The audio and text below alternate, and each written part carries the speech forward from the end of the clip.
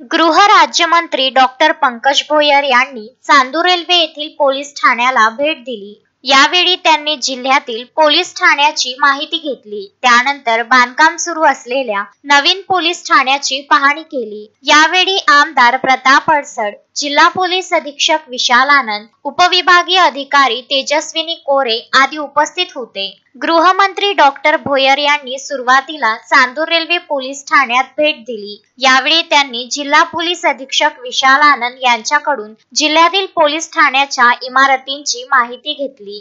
त्यांनी जिल्ह्यातील पोलीस ठाण्यांच्या इमारतीचा प्रस्ताव पाठविण्यात आला आहे।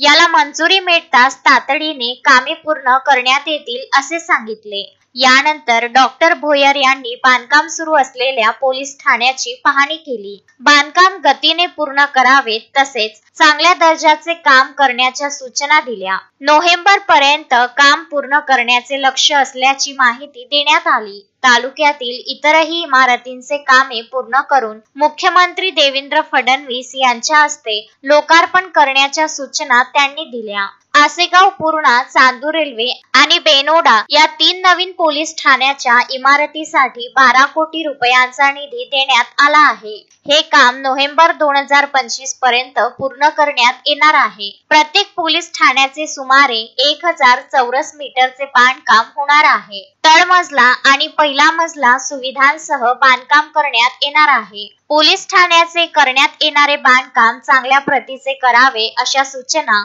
डॉक्टर भोयर यांनी केल्या। तसेच चांदूर रेल्वे येथे नागरिकांच्या सोयीसाठी उत्कृष्ट प्रतीचा स्विमिंग पूल आणि जिम प्रस्तावित करावा, यासाठीचा प्रस्ताव तातडीने सादर करावा। या स्विमिंग आणि जिमची देखभाल दुरुस्ती पोलीस विभागाने करावी। यामुळे या सुविधा सुव्यवस्थित राहण्यास मदत होणार असल्याचे त्यांनी सांगितले।